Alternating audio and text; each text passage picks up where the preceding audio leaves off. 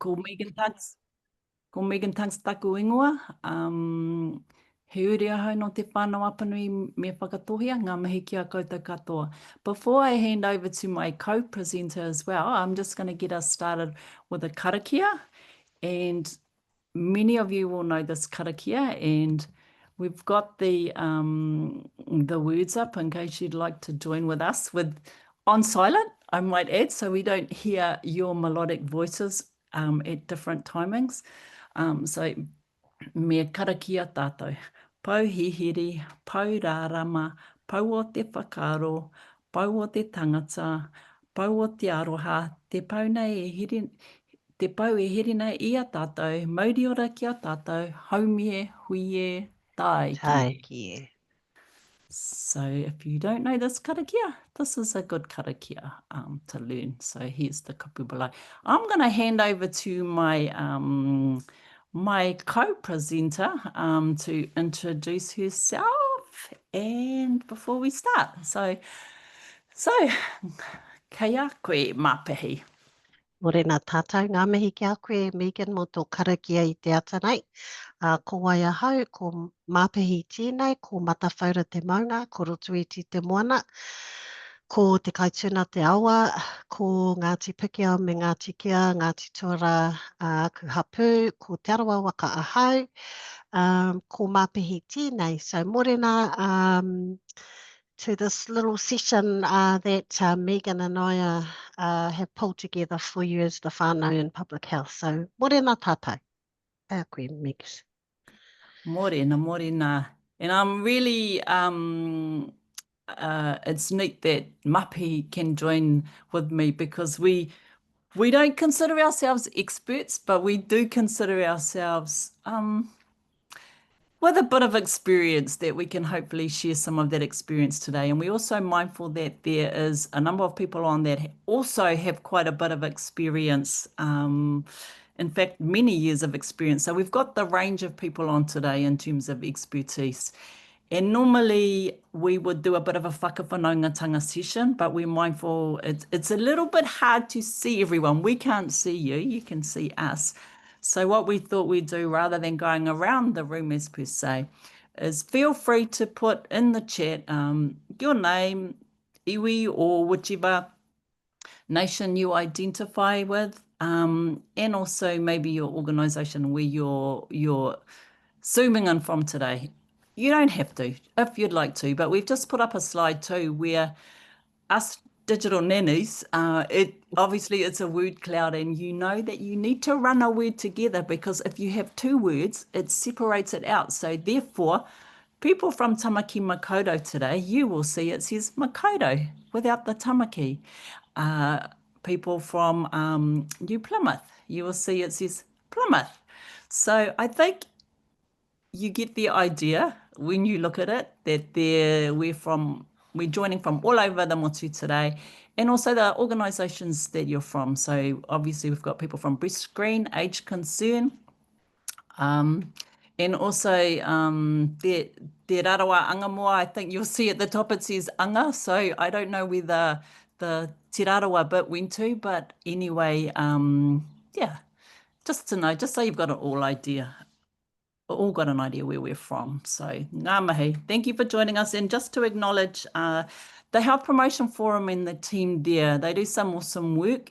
It is a hard time for health promotion as we all know and see and experience in this current climate for the mahi of health promotion and also the equity of resourcing for health promotion. But I'll stop there and move us to the next slide. Megs, I'm going to jump in. So when Okay. Megan and I were working through how we were going to present this to the forum, we thought actually it'd be great for a conversation type of presentation rather than you've got some slides and we're talking to it. So you'll find that Megan and I might step into a kōrero about what our observations have been, what our experiences are in terms of the public health health promotion, hauora, kōrero that we've pulled together for you all. And so, look, we just want to really make it just a kōrero about what we've seen and observed over the years of work that we've been working on. The other thing is our disclaimer: we are the OGs, we are the tech nannies, and so apologies if we haven't got our technology down pat. I guess what I would say is I hope that you whakarongo ki ngā kōrero, kōrero atu, kōrero mai. So we're just putting in a disclaimer that we're not that flash on the old technology, but I guess it's the content that we are really keen to share with you. But again, trying to make this a conversation whilst also giving you some really robust content. Kia ora, Megs. Awesome. Thanks, Mapahi. And yeah, we will be doing that. We will be jumping back between each other. So that will be the style of the workshop. We have a group activity at the end. We will put people into breakout rooms because uh, previously, pre-COVID, I might add, when we had the opportunity to get together more face-to-face, kanohi ki te kanohi for workshops, for hui, that is a type of interaction that I know that a number of us prefer because it's sometimes the cup of tea kōrero that provides some insight. So that's why we've chosen to do our breakout session at the end. So it's an opportunity to meet one another and just talk through some of the things we've presented or experiences that you've had around the group activity. So just to give you an indication of what that's about. So we've both got long backgrounds in Māori public health, the broader public health, Mapi also with some social work experience in a range of settings. So hopefully there's some insights that will be of value. So this, and again, as I said, we'll jump back and forth. But we just thought to start our conversation around the determinants of health and some of the aspects we're going to talk about, or some of the different determinants, we just thought that this was a really relevant slide because we're all part of a community. The community is part of a system. We all make up parts of that system. But first and foremost, health starts in our homes. It starts in our whare. That's where we start those connections with our whānau. If you're part of an iwi, with your whānau, with your hapu, with your hapori, with your iwi, so your hapori being community, and that has an influence on our health behaviour. Mapi, do you want to add anything to? Yeah, I think it's really important for us to get that sense of, habits and values, our tikanga, our mokopuna and tamariki observe the appearance. The leadership starts in the home. And so when we start to think about those values being laid out in the whare of each individual whānau, and yes, this is about public health, but actually we've got to acknowledge what happens in the home is where some of that layering of observation starts to be embedded. And so we've got to think of, the whānau being, rather than being recipients or the end result, actually thinking about our whānau as part of the system, I think is really important when we start thinking about how do we take that whole of community, including our whānau and what happens in the whānau home, into consideration when we're thinking about the activities that we are doing in community. So I think it is really relevant that we remind ourselves that, good health, good prevention, understanding and education starts in the home with the whānau. With some of those values and beliefs, say, Mapi, are set in terms of the way in which a collective interacts, I suppose, and this is the change in modern society that we see some of those differences over time that do influence. So I think just speaking around the determinants of health, and we're aware that all of you are probably really familiar with a number of the determinants of health, and these ones in particular. There's some things that we can't change in terms of our how we as an individual are in terms of what we've inherited in our genes, but there are some of the behaviours as that we can change in the home. And Mapi gave the example in the home that we can change in terms of kai, for example, and around those sort of things. Those are the individual characteristics and behaviours. So the behaviours which we are able to influence, the social and economic environment in which we participate, in which we live, in which we go to work, the cultural norms, and we'll come back to some of the cultural norms and and then the physical environment, I suppose, we're all aware of the physical environment and how that impacts on our well-being, on our hauora, depending on where we live. If you think Tauranga Moana, I know a couple of you are on from Tauranga Moana area, if you're over um, living in certain places that are really quite close to not just the port, but some of the factories there and how that's impacted on ability to keep kai moana, but also on the air quality. And then Mapi, what are you observing in terms of some of those determinants? One of the, I was on a webinar yesterday with Healthy Families Far North, and one of the projects that they've been working on is with rangatahi in their environment. So in the far north, you can imagine that they have the absolute privilege of living and being in the environment.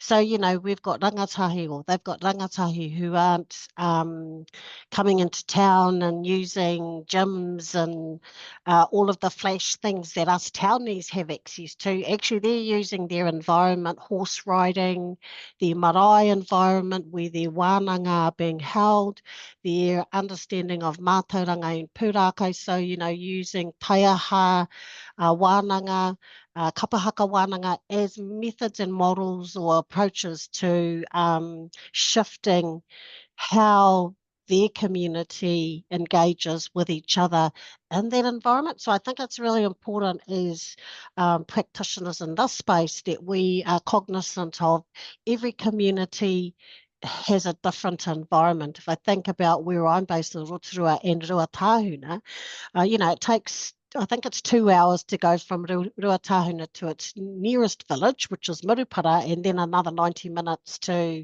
or 55 minutes to Rotorua. So, the ability to access services in their environment, using their environment, I think when we think about systems thinking, is a really natural way of practicing and creating activities that are going to be sensible for that community. So those are some of the things that I've observed is we've got to recognise what is available in the environment that we can apply without working too hard to find things. So using that natural environment to help create the activity or work with the activity. And that's where the planning stage becomes really important, doesn't it, Mapahi, around really understanding each of these determinants of health. The four we've got up here, and then the others that we'll come to shortly, is really looking at that stage as health promoters in the planning stage. How well do we really understand these aspects as it pertains to our community? We might see some data and we go, okay, that's an area where there are some issues. What's happening out there? Have we looked at the information we have available, talked to the people that we need to really understand, what is happening out here. And I think it's done, sometimes it's done well.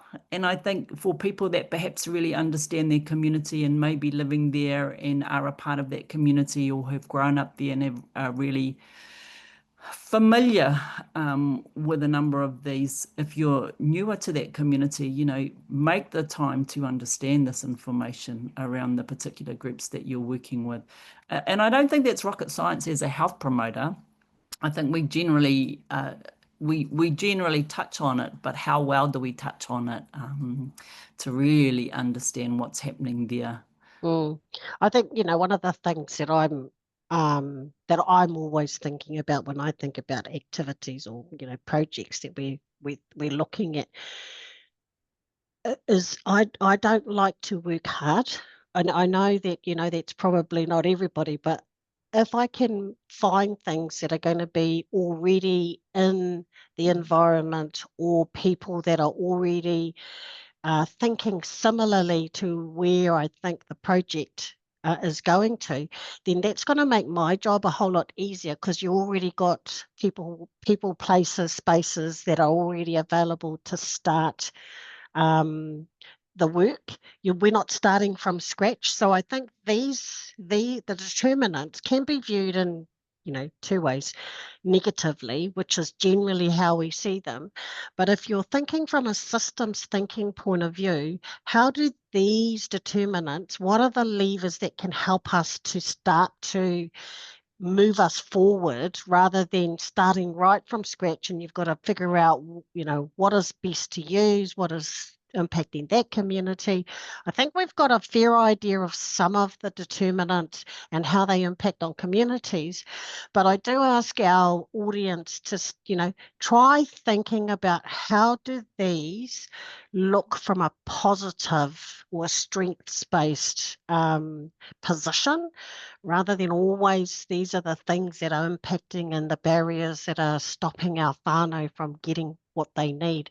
If I think about education and literacy, just picking off one of those bullet points, what are the things that are already in the community that our community are already learning from? So if we think about mātauranga Māori, we think about maramataka, which is our most popular Māori system that's almost threaded throughout the motu. How do we use maramataka as a lever for activities to support prevention and health? Eating, physical activity, there's some work being done around when you activate mental health activities, when you don't, the energy. So, you're really starting to think about the environment and the natural environment that can support you with the community and the mahi that we do as practitioners in public health. It becomes quite exciting when you shift from the deficit into a strengths-based approach, I think, Megan. Yes, I mean, that's a good point because I know that we certainly see it's really neat to see some of those strength-based approaches. And I think that's where the opportunity is with health promotion and some other areas of health. We're really seeing some of the negative stats. And just speaking of something that you said, Mapi, there is a lot of data out there. And I think we're seeing tools like Whaitua where you can go online and they provide a whole lot of insights and data, whether it's from the census or other research sets. They do provide information, and you can see it. The benefit with technology now is you can see it in a dashboard and a whole lot of different things. So it is a really helpful tool with planning that you can see across a range of determinants. There's quite a bit on the social and economic environment, but more and more, and I suppose this is where some of the positives are where you can find that information at the touch of a button, but it doesn't replace it, does it, Mapi, Mm, around going out to have those conversations with people on the community to really understand some of those things that are not captured in a mm, written set of information. But I think there is yeah, there is. I think there is the overlay, obviously, with a number of the determinants alongside one another, that overlap of a number of determinants together, where we see that the position of or the well-being of people in the community, there's so many different determinants overlapping on their well-being, and it is quite challenging, isn't it? So that importance of understanding the community, the target group is essential. What about Mapahi there? I'm aware that there's a number of providers online that are smaller providers and they may not have access to some of the same resource the bigger groups such as those in the National Public Health Service have. Is there any opportunity in terms for the smaller providers of tapping into some of that expertise that might be in the National Public Health Service as it pertains to research, or it could be data, mm, or it just could be insights that they provide. I know, Phil Schumack, I know that you're online and you've got, especially from a medical officer of health perspective, around what that looks like in the work that you do. Tevita, I think you're online, and in terms of some of what you've seen over the years with Pacific communities and the impacts of some of the uh, some of the social and economic determinants on whānau. Any thoughts or any helpful tips around that, Māpahi? I mean, obviously we can provide little links to research reports and things like that, but I think more practically for those that might be in a smaller mm. organisation. Look, I think we're in a time where the collective approach is most likely going to be the enabler. Um, we've had a huge reform in health where we've seen that, we as in terms of Te Whatuora and the Crown have held a whole lot of information, and as we go along, we create the programs and then we go out to the communities generally. So that is generally how it has been. The reform has almost enabled us to start to think about how as a collective do we start to support each other. So as an example, for National Public Health Service at the moment, one of the areas that we are certainly looking at is how do we enable our community katoa, whether you're a big organisation or you're a smaller organisation, what are the tools that we have that we can share that enables you to work even better and stronger with the communities that you're already working with?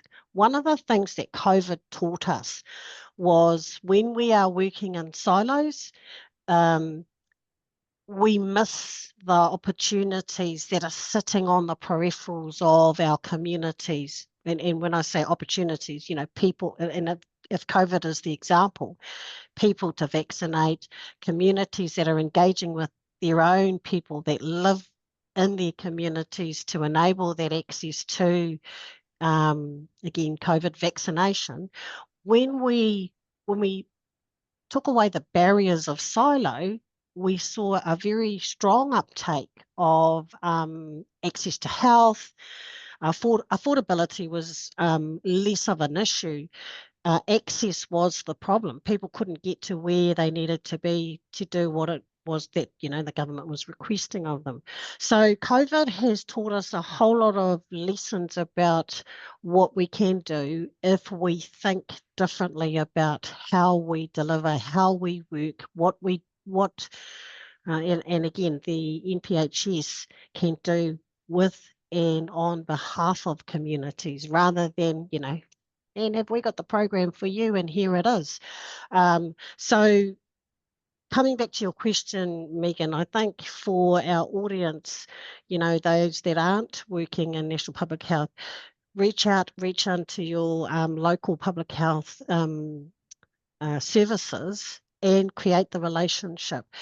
The other part is I also, I'm also the chair of our local rūnanga. So the other thing is we've gotten over ourselves as an iwi organisation delivering health services. I think we've gotten over ourselves around, those bums on that seat belong to us. Actually, we are a part of the community, and those bums that are on the seats that come in our door are the community. So we've had to relook at the way that we've even operated in that terms of the contracts guiding what it is that we deliver. Yes, we still need contracts to keep the doors open, but how we deliver is really what our point of difference is in our community. And we've held on strongly to that iwi approach, which is about whānau, hapu iwi, and hauora. I've often had, quite a few challenges that areas like hauora providers, like whānau water providers are not, prevention and public health. It's a perspective. when Mm. you delve deeper into what it is that they deliver to the whole of the community. They deliver all sorts of, a range of services to the community. So in my view, it is public health. It's just about a perspective. At the end of the day, if we're getting our whānau in the door and getting better health outcomes for them, Mhm. then to me that's got to be a good thing. Hey Megan, I know we've got quite a few slides, Yeah, and if you yeah, ask me just questions, I'm going to spend yeah. ages on one slide. And just before we move to the next slide, I think that whole context is, of whānau ora and whānau ora navigators, they do tend, the way that they work is across a range of the determinants of health around that uh, you know, chasing that well-being for our whānau and being able to assist them to achieve that in that type of whānau approach. And I think in terms of the strength-based and asset mapping, you talked about your iwi, how and again, how promotion is much better at looking at some of the strengths in Mm. that asset-based mapping of the resources, including the people in the community. So I think just moving on, and we've started to touch in the previous one, you would have seen around healthcare and some of the policies mentioned in there, and we're going to touch on that a bit in the political. But I think these, we do see the rise. In these four determinants as well, alongside those existing ones that are all quite well known, especially in this age of technology and some of the digital determinants that we are starting to see alongside that really impact too, depending on people's socio-economic status and those other socio-economic determinants.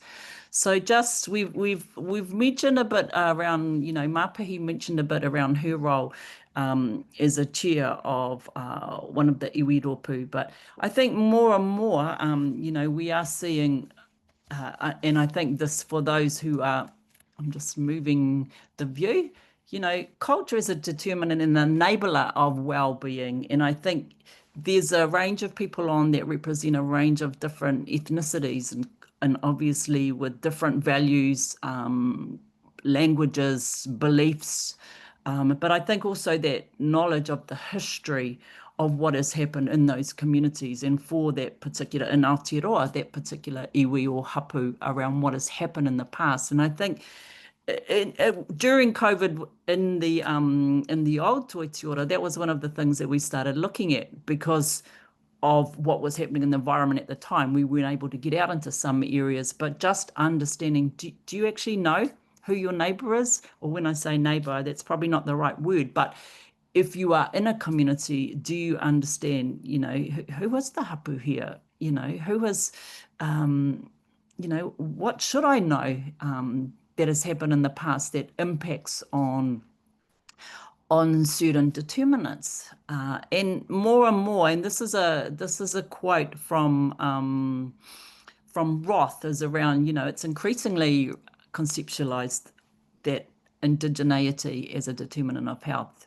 So what we've got here, it's encompassing the determinants about those that are specific to Indigenous people.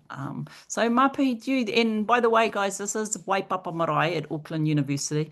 We're very mindful that when you work in this digital age, you also need to be careful with the images that are used in your work and around permissions and whether it's appropriate to use. And that's a good reminder when you're developing health promotion resources, is always the appropriateness of the images used. But any comment on this determinant, Mapi, before I move us to the next one? I think quickly, what I've observed and experienced over my time in this space called health is sometimes our non-Māori colleagues get a little bit worried about, have I asked the right thing, or how do I ask? What is it that I need to know to move into just that starting step of moving into, not only Indigenous culture, but other diverse groups as well. I think, again, coming back to that collective approach, reach out to your colleagues that are of that hapu, iwi, or culture. Have a conversation, strike up a kōrero about, how might I go about engaging, or I don't know what the hapu is. Can can you point me in a direction as to who I might ask about this? In my experience, particularly for Māori and iwi, we always appreciate the attempt to come and engage and have that kōrero, answer the questions, rather than there's been no conversation and then holy moly, we've got somebody who's walked into the iwi and the aunties and the nannies are going, huh, ko ai tēnei mokopuna. So, I guess what I'm saying to our audience is be courageous, be brave, and reach out to those that you might know who could give you, some tips, some tricks around how you might engage with these different diverse groups. And I think, just picking up on your questions, how might we, how might I, how can I support? Is that sometimes we may go out to communities, we've got, okay, we need to do this smoke-free program or something like that. And it's like, well, actually, that's not on top for us at the moment. We would rather you look at this is what's happening. This is what's happening in our awa at the moment. This is what's happening. What can you do to help? Or I'm seeing this issue. I'm seeing meth. What can you do? And it may be that your particular portfolio, that's not yours. But I think the more that we can make the connections to others that can help assist, Mm, rather than leaving a little bit of a sour taste, so to speak, around, oh, well, those ones, they can't help us, you know. yeah. And I think that expectation is really important, isn't it, Mapahi, when we go out to engage with whānau, whether it's a whānau group or communities, and the sometimes immediately being on the back foot or that sort of deficit rather than actually, there's some good things happening here. How might we, or how might we support you, work together? What's on top for you? Mm, mm. Yeah, it is. I think it really is that, just being brave enough to ask somebody, I don't know how to do that. And I'm asking for some help to do that. So, honestly, it's always a pleasure from an iwi perspective when we get our non-Māori colleagues in all sorts of places of work and profession saying, actually, I don't know how to have that hui with those kaumātua over there. What can you tell me that can help me? So, we, as an iwi person, as an iwi chair on my rūnanga, I always appreciate, and, it's an opportunity too for me in my responsible role to support that connect, and that conversation. And then I've got another mate, in that space that I don't know what you deliver, so let's have a kōrero. The value of kōrero is, I think, undervalued. The opportunity to just take a moment to have a conversation, as hard and as uncomfortable it is, I think, we opened this session up with being the OGs, Meeks, and the digital nannies. Honestly, I get nervous when I'm delivering these things because I'm not sure about how you press the button and how you format all of these slides. So the uncomfortability may sound minimal, but we're presenting in this forum. And so, we always want to be the best that we can. And so for me, it is always about asking the right people, asking the guns who know how to do this, what do I need to do so that I can be and put my best foot forward. It's the same when we're engaging with our diverse groups, with our whānau hapu and iwi. So same as my mokopuna would say. Yeah, and I think, what we're seeing now, aren't we, is that, those that are probably in their late 20s, 30s, maybe even early 40s that have come through kohanga, kura kaupapa and whare kura, and how that, and then on to either whare wānanga or the universities and around, the strength of reo and understanding from a te ao Māori perspective that is starting to shape uh, the way in which some of the narrative and the way it's which it's controlled, but also some of those really, just thinking of people like Hana Maipi, who's our local MP over in the Waikato region, and her interest in maramataka and the setting, the different settings that we have in including marae, but also in terms of the type of message that is put out there. In the past, it might have been a translation of a message, a health promotion message that was written up in English and transferred into Te Reo Māori, as opposed to a mātauranga Māori thinking of the Mm, message and written in Te Reo Māori. And I think increasingly with that expertise that we've seen come through is more control of and more initiation of mātauranga Māori messages around well-being. Yeah, I mean, with some of those in some of those that are on, Waiheke Murray, I'm not sure if you're on, and some of that great expertise that's on there. Medidane Kipa, I think you might be on. Miriana, you're on, as part of that group of that generation that is has that expertise. And I think in terms of cultural determinants, I think we need to be mindful of the diversity, right, Māpahi? mm, The mm. diversity amongst our own people as Te iwi Māori as well, Yeah, yeah. And around use cultural and use it knowledge. as a positive tool as opposed to, okay, yeah, there's because what I've observed is we know there's diversity. It's the next step we don't take in terms of engaging with that diverse group for whatever group that is. So take the next step, engage, have Mm. a conversation, reach out. Hey, I just want to also say I've just got an email from a couple of my colleagues. The sound is not too flash, and so they've actually signed out because they can't hear. Um, but I have let them know that this is recorded. So if there is some sound issues happening, I see. Oh, geez, we don't know this technology thing, but we got some mates online that we know they do. So, so just a FYI, it is recorded, and apologies for the crappy sound. Okay. If I've turned my volume up, I'm not sure how much difference that's going to make because I probably am sitting back a little bit further. But thank you for that feedback. And I think obviously, the slides will be available as well. So for those that are having sound issues, aroha mai. I think just moving us on, I think, with the caliber of people that are on this session, feel free to put a couple of comments or thoughts or even a link to any helpful resources that could help people online. Because the idea is that, ideally it will be our collective thoughts, but we can't do it in this way. So please feel free to share some thoughts or experience. I mean, you might have to be a little bit succinct because of the function of the chat, but we really value your thoughts. Some of you too that are from a different cultural group that may have some reflections or your thoughts around the role of the cultural determinants. And I think just to pick up, and I know that there's a few staff from Tani online, is that whole context of health literacy.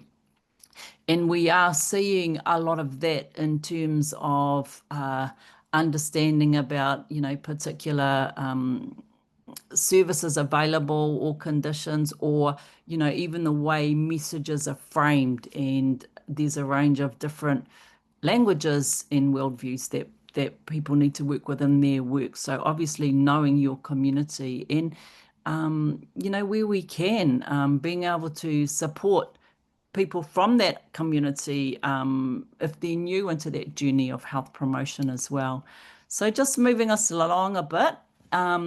I think this is something that this is a determinant that we're all pretty familiar with. I think, we are seeing that at play now with the current political arrangement around the commercial determinants and the impact of things like the rise of vaping stores in our communities. And actually, big ups to the Ruapehu Council in Taumaranui. They refused a vaping shop in their community.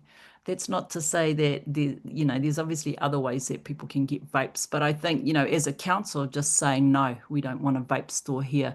And if you've followed any media lately from the Rural Minister of Health's consultation in Chikuiti last week, that was something that was brought up. There's I think six vape stores, 6 or 7 vape stores.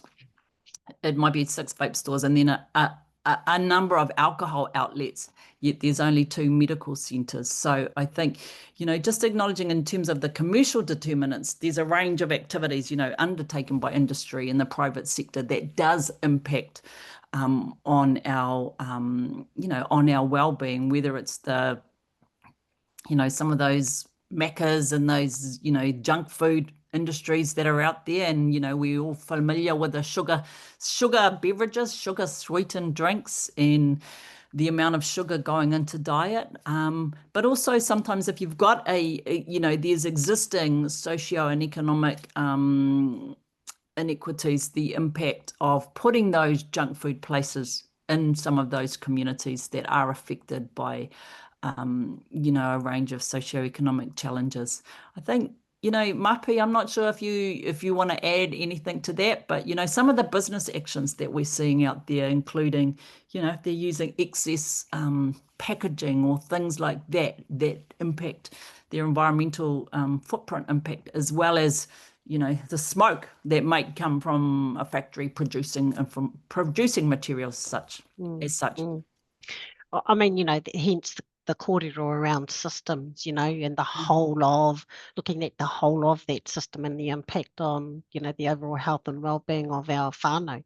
If I think about a community here in Rotorua at Ngāpuna, surrounded by industrial businesses, and it's always going to be a challenge for that particular hapu and community to live well within that environment. What is really cool though is that that hasn't inhibited them to do mahi that as best they can. So their marae are full of vegetables, fresh vegetables. They've been growing trees for fruit. And so when they have a hui at the pā, and if you ever at a hui in Apu Moana, which is usually where our health huis go to, particularly for public health, every vegetable that's on your plate is grown by them, is cleaned by them, is harvested and cooked by them. And so, um, there's still work to do in that space, absolutely. Making sure that our footprint doesn't impact on not only the climate, our environment and Papatūānuku, but also our whānau. But there are little snippets of wins where whānau are going, well, actually, it is what it is. We're going to continue to try and be healthy and wealthy as much as we can. But, I guess the role we play, particularly at that policy level, particularly in our relationship with local council, regional councils, those are the areas that we can help to influence, shift and change when applications for alcohol outlets come through, when, new businesses pop up. It will always be a challenge, I think, Megan, for our communities, finding the balance of being employed and getting mahi and Mm. also living well. And I think, gambling, for example, as an industry, and the gaming funding that comes from that, that ethical dilemma for communities that want to support, whether it's sports teams or activities, but, balancing that up, around, yes, it's an ethical issue because it's taking from our whānau and creating further, socio-economic inequities. But also, we're really short of funding here. So that taking that funding provides an opportunity for that sports team or, depending on the criteria, to support that cultural group as well. And that's also, it's probably more of a challenge for us who work in public health or health promotion, perhaps, than it might be for other sectors within the community. So yeah, that's an ongoing ethical one, I suppose, us health promoters have. Just moving along. I think this is the one, political determinants that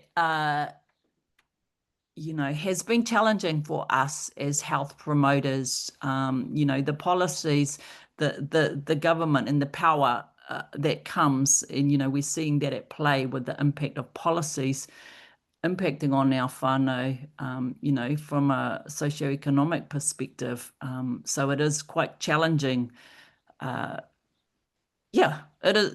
In what I mentioned at the start for health promotion, some of those, the change with the Paiora legislation, for example, and the amendments made to the Paiora legislation, which has seen, the disestablishment of Te Aka Whaiora and Whaikaha, which were, set up as really important um, influences around leadership and funding and governance in that area for our whaikaha whānau, our disabled, our, ngā tangata haua, our whānau with a disability, and then again in terms of uh, championing, Māori health and for the health of our iwi and whānau with some of the innovative mātauranga Māori approaches and, informing strategy and policy. So I don't know, Mapi, whether there's anything you want to add to this one, but it is something we are living and breathing at the moment in our Mm. work, isn't it? Yeah, don't get me going. So no, I'm not going to have any comment to it, Megan, because I think, you know, Yeah, and yeah, just being she's a mindful, big job. yeah, and we are being recorded, so we are being a little bit cautious around what we say. The chat is not being recorded, whānau, so if you are wanting to make a little comment, the chat isn't being recorded, but just be mindful.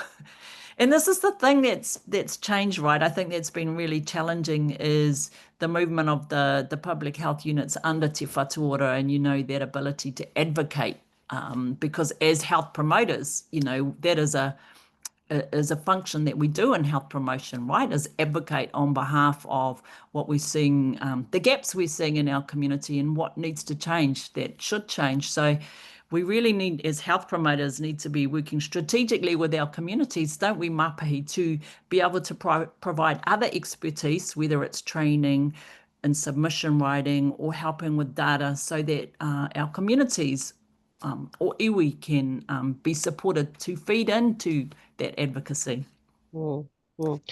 And look, I'm not making a comment on this one because I'm looking at our time and I'm really eager Okay. to get to Get to that really this. cool stuff, Megan. Okay, we're going to get to the cool stuff, guys. And I think to give Mapi time to go through, she's got some particular expertise.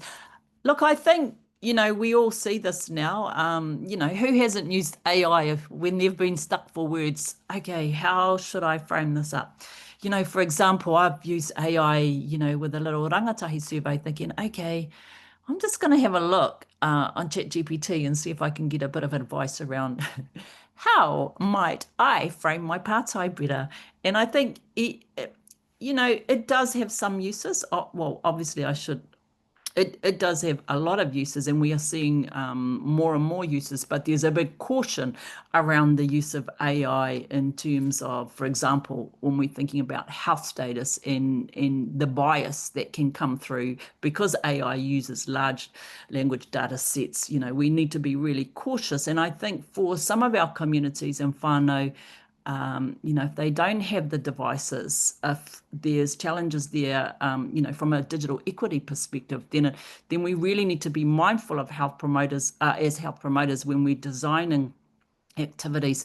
On the flip side, we're seeing a lot of people, okay, I think I might have something wrong. I'm going to go to Ms. Google, Mr. Google, Mrs. Google, to see what that might be. And we're seeing that, I think, with immunization and the information, where people are getting their information from, and the accuracy of that information. But I think getting back to this digital literacy, is around literacy and the use of information and community ICT, information communication technology, and it's also around, people's access to equipment and the internet. So we're seeing that in terms of digital equity, digital literacy, your ability to understand some of these tools. Mapi and I talked about that. So in terms of volume, aroha mai if there was a particular digital tool that we didn't interact with. But I think also around what we're seeing is, how that's being used in healthcare, how it's being used for government services. You can't just do a phone call now. You've got to go online. You need to register with your general practitioner, for your health information, whether it's my indice or another. But more and more we are seeing this in wearable devices. How many of you have a Fitbit and recording your steps? So I think in terms of how that interacts with some of the other socioeconomic determinants is really important as well, being cognizant of that. So there's a lot of pros, and then being mindful of some of the barriers and the challenges.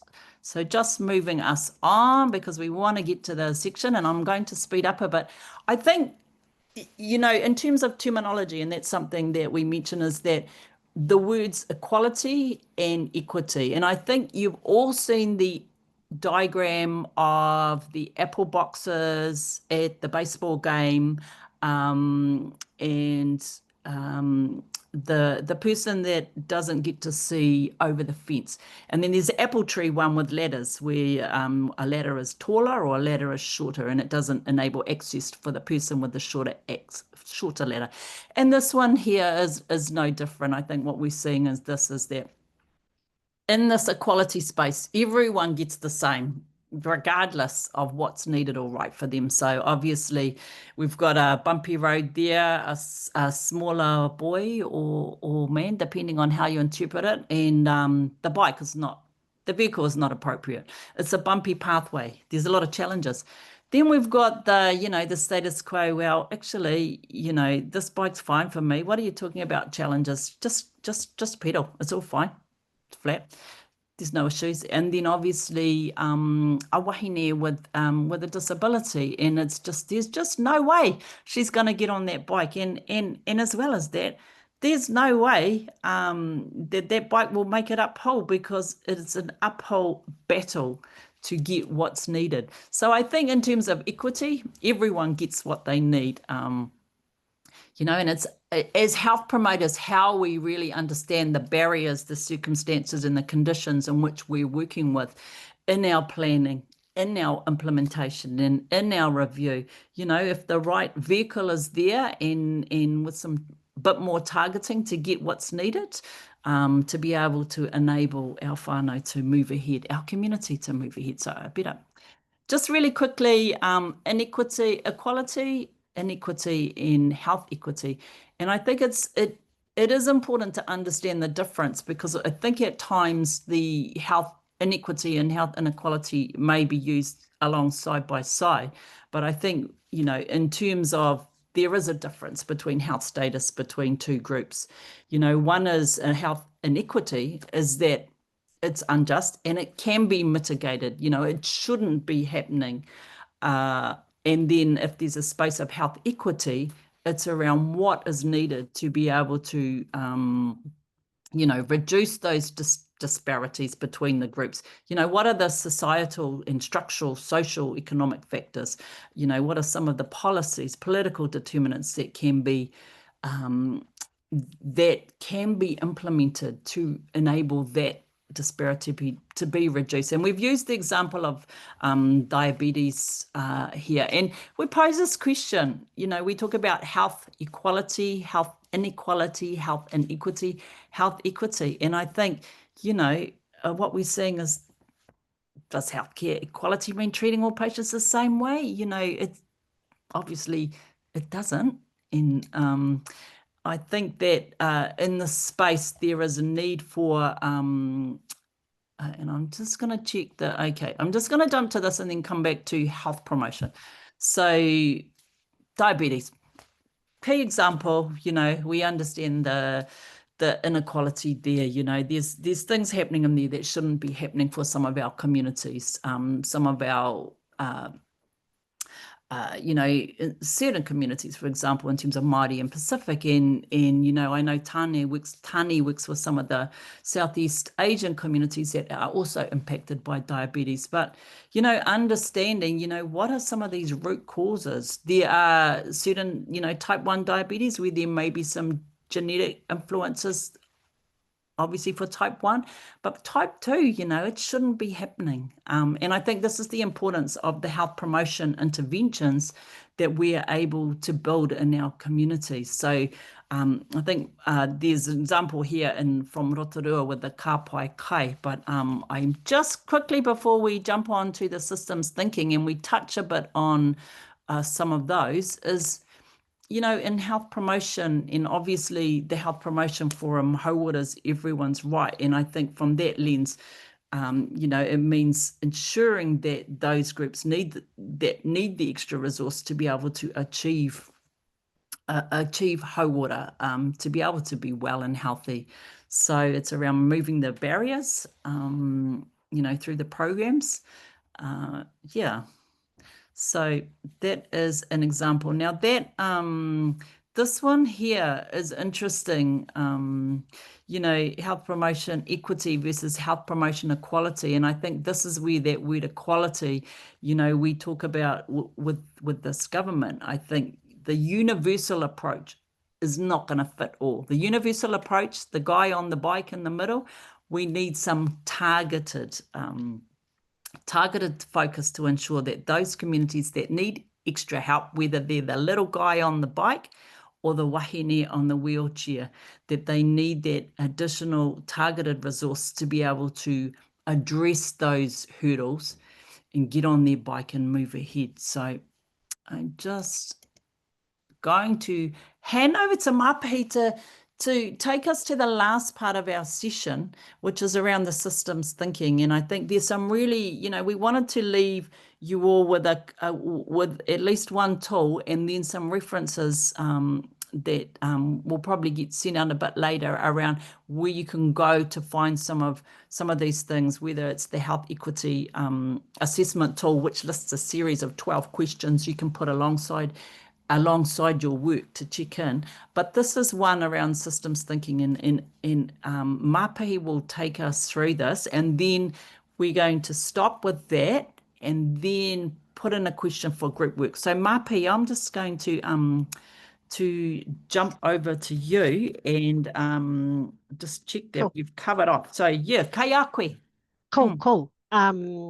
So I'm really I love systems thinking and working in systems. I was introduced to this in a role that I had where I managed the Healthy Families Rotorua team here in Rotorua, taking really complex and challenging kaupapa and not fixing them, but finding influences across the system in settings, in environments with sector leaders to start to create what could be a possibility. So with that came a whole lot of other thinking about the language that we use, the strengths-based approach, how we sometimes we think about a project and we already got the ending in place. This is where we're going to, and this is what we'll see when we get to that end.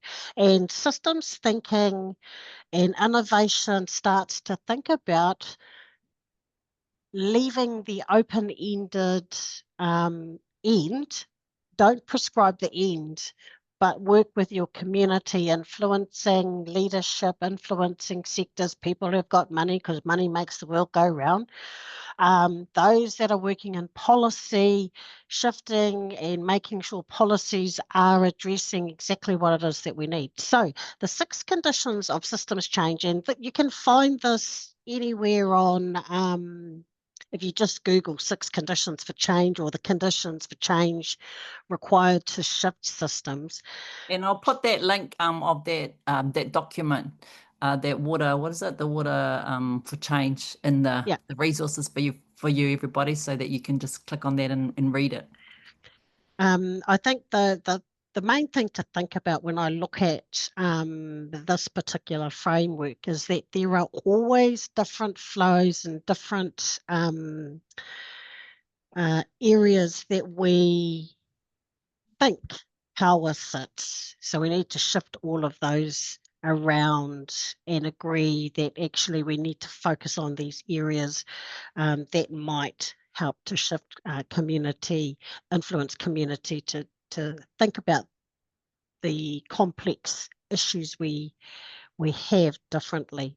So just wanted to kind of introduce that. I'll also add, Megan, the little document that I've created to help me make sense of what this is and how we could possibly use it. The other thing is it sets us up to ask different questions, and to look at things differently. So rather than looking at whānau or individuals as the recipients of programs, of targets, of health issues, we shift our thinking to look at our whānau as part of the system.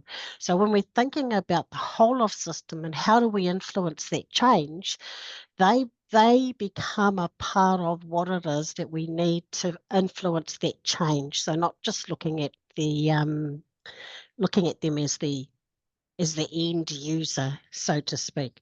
So I'm going to just go to the next slide, please, Megan. So just wanted to acknowledge Healthy Families Rotorua, particularly in my learning about innovation and social change and in systems thinking. This is, I need to acknowledge that this is where I was introduced to this whole thinking quite differently about problem solving, complex issues, and not holding just the barriers and trying to move one barrier at a time to try and make an impactful change. So I did just want to mihi kia rātou, particularly to the Healthy Families National Initiative. So currently there are some Healthy Families programs across the motu. You can go online and have a look to see if there's one in your local area. My advice will be reach in, introduce yourself to this team. They're amazing people who I kind of describe them as our 2025 Maui people. So they look at the world a little bit differently in terms of trying to solve problems, address those social and cultural, political and economic determinants that Megan was talking about. So we don't forget about them, but we actually try and look at it from a positive way. How do we use those determinants as levers to help us enable the community to be at the centre of all that we do and help to enable them to lead on projects, on activities, on initiatives. I think the other thing about the Healthy Families Initiative is sometimes we think that a success is all the bells and whistles and, Guy Fawkes going off and everything is kota pai and yay, we've achieved a small thing. The question I always ask is, who needed that achievement? Did our community need it? Or did I need it as a chair of my rūnaga? Or did I need it as a community whānau and wellbeing manager? So who actually needed to see the outcome? If you can't see the community right at the forefront of that, then did it fulfill their needs? So systems thinking requires us to be asking questions all the time. And look, today you're getting a very, very quick snapshot of a very disciplined approach to systems and the whole of community approach to systems thinking. So, I'm trying to give you some little snippets to just help us shift the way that we think. So I said earlier, we need to be brave, we need to be courageous, we need to be curious. So always asking questions, who's holding the power here? How do we shift that power? Where do we shift it to? Is it appropriate to shift it to that particular place that where we want to shift it to? All of those questions can be asked if you've got the right people around the table, if you've got the right commitment sitting in that space, so that you're not just answering those types of questions on your own. actually you're sense checking with the, I don't know, if you've got someone from council sitting on your table, if you've got someone from Ministry of Education sitting on your table, you are constantly checking, sense checking, making sense of what it is that you're doing with your mates. And, I think there's a whakatauki, it might be just a saying, but more heads is better than one. And certainly if you've got me at the table, more heads is better than just mine. So, get get as many people around the table as you can when you're starting to think about projects, activities that you want to implement in the community. The system toolkit in action, I was very privileged to be asked to present some systems thinking and the work that we were doing in Healthy Families Rotorua to the Salzburg Global Fellowship in Austria in 2000, just before COVID actually. And so I presented this to the forum, and again, it's a very quick snapshot of a very disciplined uh, area of work. But just to, I haven't just made this up. This is actually a thing. So this kit enables me to continually just keep checking with myself, how many kaimahi are around my table? What does the environment look like? Have we mapped it out to make sure that we've got all of the things that impact on what it is we're trying to do or influence? And an example would be the work we did in Healthy Families with regards to ka pai kai rotorua. Um, that was a project that we developed and implemented pre the free lunches in schools program by the Prime Minister. So ka pai kai rotorua, and they're online as well. I think we've got a link in the reference pages after this presentation. But Ka Pai Kai Rotorua was looking at how do we give nutritious food to our, particularly our mokopuna in early childhood and kohanga reo. We chose that group because we knew if we're going to start early on, that's where the focus needed to be. We also tested that thinking with our kaumātua in the kohanga reo and parents in early childhood centres. Kaumātua generally said to us, look, we're old, we're set in our ways. Probably the change that you want to make is in the younger generation. So focus on the mokopuna and the punipuni that are at early childhood and kohanga reo. So we focused in that area, and the lunches weren't free. They were at cost. So we didn't have any other partners that we were paying. All the food was bought directly going into the lunches. So I think the initial lunch would cost around $5.50 per lunch. It was they had a nutritionist look at what was going into the kai, so that we maintained the nutrition part of the lunch and the at cost part. Needless to say, the project itself did very well. Then COVID came, and so we had to pivot quite quickly to ensure that the mahi that we were doing in the kai space, or in particularly this kapai kai, maintained some momentum. And you might recall, or you might not recall, but one of the things that was an unintended consequence as a result of COVID is we had Rotorua as a tourism town. We had a whole lot of tourist outlets who had people who were getting, who were getting a really minimal wage because there was no tourists coming into New Zealand. So Mitai's village put their hand up and said, look, we've got a kitchen that has been ticked off by council to say that we could cook, cook commercially. So we had certified commercial kitchen. Can we support Haupai kai, delivering kai not to kohanga reo, but most likely to our elder generation who are, in lockdown in their homes.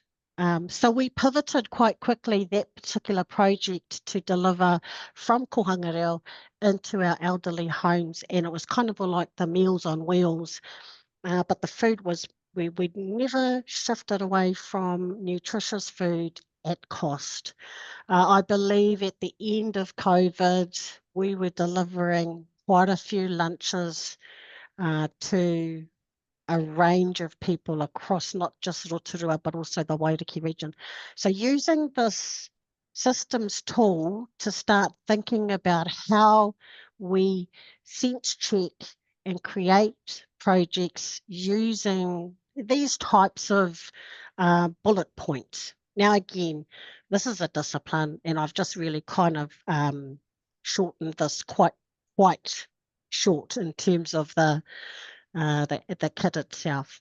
Megs, can we go to the next slide? And my apologies, I am getting a message that says my connection is unstable. So look, we thought that we would, given that you've just seen the toolkit, we thought that we would do a little bit of a test and a trial by using the toolkit on a couple of scenarios that we've developed and an activity. So here's the activity, or you're going to break out in activity groups for about 10 minutes, might even be less. I'm not sure what our time is. Um, okay, Yeah, lots I of mean, maybe messages. we've put three areas here around mental health, well-being, smoke-free vape environment, nutrition, and physical activity. So you can see here, and I think you all know, pick one of those, but you're not constrained to one of those. I think it's useful for us if you do, but you can see the barriers there. So just quickly looking at that, Jess will put the activity also in the chat, but Mapi, I'll come back to you to finish, the scenario, and then Jess is going to, just because of our time, Jess is going to allocate to about 5 breakout rooms because sometimes we understand a couple of people might jump off because that's not really their buzz, but to have a go at having a kōrero in your breakout sessions and maybe getting someone who can feedback or someone that can type onto some stickies that we've got at the end on the electronic whiteboard. So, Mapi, we've probably still got, I think let's give it a go. We'll try it. It might be that the groups just have 1 minute on each kōrero or just pick a couple and see how you go. And anything else, and Mm. then we'll have a quick feedback and people can type some of their thoughts onto the electronic stickies so that it gives us a chance to start us looking at some of the questions in the chat and answer some of those things and have a bit of a discussion. So Mapi, is there anything else you want to say to these? The questions will go in the chat. Before we assign people to the breakout room. So the instructions are, to pick one of those areas. If you're really stuck and you can't do one of those areas, sure, then do another area. So there's 3 areas here. Everyone made a quick scribble down of these ones here. Then what you're going to do is go into your breakout rooms. Have a quick think, what are some of what's happening here quickly? What's the leverage points? You'll have these questions. How can we, who should we be collaborating with? Is there an idea? And it may be that you don't have enough time for this one, but what, come up with something. How do we center, whānau or family or, groups, to share that traditional knowledge and evaluate. And then, yeah. So, Mapi, anything else you want to add before Jess starts adding people to the breakout sessions, the short breakout sessions? No, no, no. I mean, I think just give it a go. As I say, it's a discipline, and this was just us having a little bit of a tutu to see how, whether this is something that is easy enough to apply in a project type sense. So no, nothing else to add. Yeah, and it might be because I talked a bit too much around some things. Just real quick, introduction, who you are in your group, just so you know, just, someone that might like to type up onto a sticky note on the screen. So there's a little bit of digital literacy required and maybe someone to quickly facilitate that group. So Jess is going to start sending people to the groups now. If something happens and you don't end up in one, just put a comment in the chat for Jess and we're going to start that process now. Jess, do I need to stop sharing? No, all the invites have been sent to everyone, so you just need to accept that pop-up when it comes up onto your screen. Okay, Whānau, accept the pop-up. Put something in the chat if you're getting a bit stuck because it does happen. Yeah. No,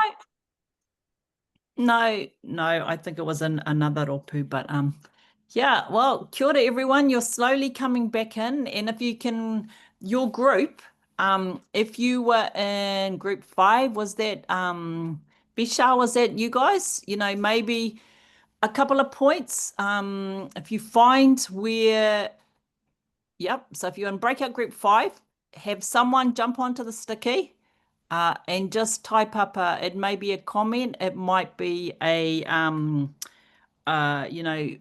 what you'd like more information or what you found useful or maybe what you found hard or maybe just that any of those 6 questions or just a general comment. So I think we need more time, obviously, and I think it's useful to have the toolkit in the background documents to work through it. And it is this learning by doing, right, Mapahi? Yeah, yeah, yeah, yeah.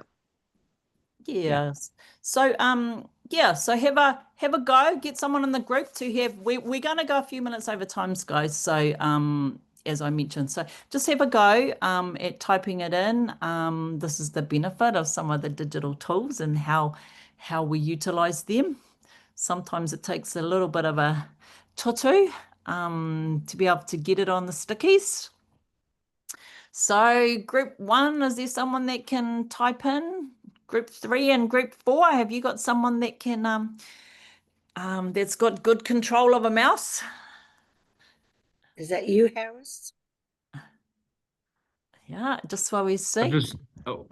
just group 3. I've just copy and pasted from our whiteboard session, but I'll have to shoot off in a bit. But yeah, just FYI. Yeah, that's all right. Do you want to start talking through perhaps a minute or two to talk through what were a couple of insights from your groups or which part did you find it a little bit hard? So we'll let you have a say before you shoot off. Yeah, kia ora, happy to. And just jump in, team, when we want to. Mind you, so we ended up just talking about the tobacco and vaping for rangatahi. And so we just wanted to go through the tool one by one and just identify, I guess, each of the core components. Obviously, the first part is just mapping the system. So just, as Mapi said earlier in our breakout room, like who's who in the zoo, actually just getting a benchmark of what's actually going on, just getting the actual picture before we get into it. So the team have identified, higher prevalence being in areas of low socioeconomic areas, close to schools and selling out in dairies, levels of unprecedented stress that leads to coping strategies, tools to get people off smoking, the normalization of vapes, just the advertisement around vapes as well.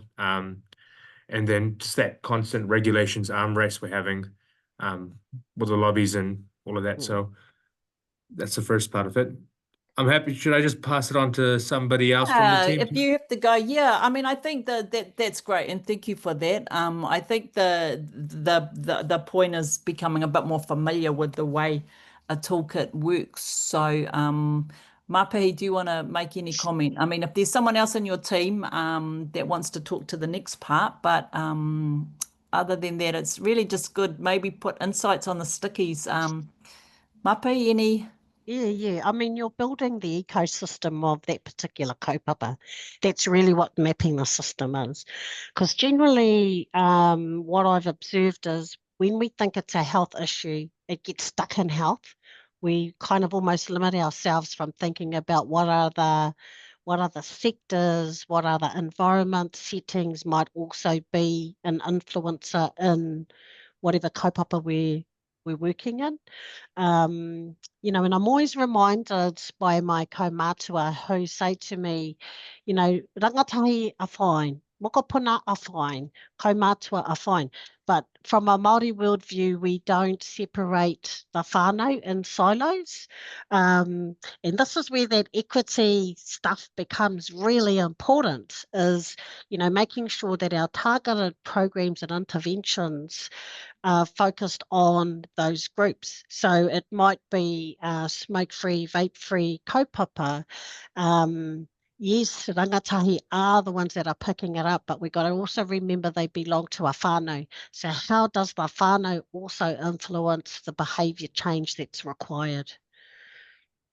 So yeah, thinking really, really big thinking about who might be in that ecosystem to influence change. Thank you, Mapi. I'm just actually now I can't see. Yeah, I think we're going to stop there. I think we're a little bit ambitious given the time frame, but I think as a tool, the utilizing the map, we'll put the resources in there, and those can be sent out later for those that were part of it. I think the recording will have Mapi talking to it, but we'll have also the slides. We'll have the toolkit questions. I think, you know, give it a go. I think this is our point, Mapihi? Give it a go. You know, I think work through, you can start by maybe having a go on paper, right, Mapihi, to just, and then, you know, have a go, pick a topic that's important, and then get those stakeholders involved to work through that and start mapping what that looks like together. In healthy families, if people have ever been into their spaces, they use a lot of stickies, right, Mapi? Yeah. I mean, one of the things I would love to do in our local office in Rotorua is paint one of our walls with that chalk paint and just bubble up, you know, map up for Rotorua, for Tauranga, for Whakatane. What does the ecosystem look like? You know, who are your iwi? Who are your hauora providers? Who are your plunket providers? Who's in the schools? What's happening? So that you get a picture of who's who in your zoo. And it should make your mahi easier, because then you can go straight to those little bubbles of who it is, and get you thinking about, now, what contribution would they make to this kaupapa, whatever it is. So yes, use stickies, use pictures. I'm not a wordy person. I like pictures. So, you know, do whatever kind of turns you on. Yeah. To get a sense of who's who in your ecosystem. And I think, you know, there's nothing wrong with the old whiteboard, Mapihi? It's just that Yeah. often it has to be rubbed off so it doesn't stay there. So the benefit of having a board that can stay there, that you can put these, you know, is set up for that sort of thing, is really useful. So we've just given you a tiny taste of it. We've also it's been a really light touch on some areas, and I think that's the challenge when, you know, with an hour and a half around Sione, and Leanne did say it would go quickly, and then parts went very quick. So you know, hopefully you can refer back to some of the resources. But before we finish, we're just going to have a quick check if there were any burning questions, really burning questions or comments. We did go through the chat to see if there were any questions in there. And I am just looking at, and thank you everyone for introducing yourself. I know that there's been a number of people that have had to jump off to go to another session, which is kei te pai. But you know, obviously there's an interest here, and it is something you need to give it a go. Mapihi, any lasting comments? I mean, you have much more familiarity with systems thinking than myself. Look, I mean, if if you want to know anything more, I'm happy for you to reach out and, let's have a chat and let's have a conversation. I really enjoy working in systems. I think I am a little mini Maui because, you've got to be kind of all over there. And, the question I have, I always ask when I start a new kaupapa is, imagine if we could change policy. Imagine if we could engage with rangatahi to lead kaupapa. Imagine if we could get communities that are on the east side of town working with the west side of town to come together to grow kai so that our whānau has the opportunity. So I always start off with that in my mind in terms of going into kaupapa, currently working in National Public Health Service, and I know a lot of my kaumahi on there, so I'm going to leave you fellas with a little something. Imagine if we were able to map out our ecosystems, how easy it would be to know who's who in our public health space and what they can do. So, I think, as I said earlier, it's a real discipline and systems thinking, and I agree, Megs, we're probably a little bit ambitious trying to get something quickly down and done, but I'm hoping that you guys have got a sense of how amazing systems thinking and systems work can really be. It's really inspirational when it works. When it doesn't work, it's still inspirational because then you learn from what didn't work and you pivot to something that you can test in real time. Koina taku kōrero, Megs. Awesome. Thank you, Mapihi. And thank you all. I'm going to close us with a quick karakia, but just acknowledgements. Jess, thank you, and Lavinia for navigating that space for us today. Thank you all those that have remained to the end. Thank you as well. Thank you, Mapihi. I think we only just touched on a little bit of our knowledge, and I know that there's a number of you on that some of these things are very familiar with you. So hopefully you took something from today, and thanks to the team at Health Promotion Forum. Any lasting thoughts from you, Mapihi, before I close us? No. I love being an OG, where we can share information and experiences and observations. So I just hope that someone is taking something away. I'm not one to just talk to slides and give you something that's, you probably already knew. I'm really keen to do the practice to start having a little bit of a go at different things. So I hope you're taking away something that you will apply in your mahi. Awesome. And yeah, ngā mihi kia koutou. So I thank you for the opportunity for us to kōrero. So I'll close us. Kia wā te ai te ara, kia tūriki whakataha ai, kia tūriki whakataha ai. Haumie, hui e, tai Tai ki ki e. e. Ka kite koutou.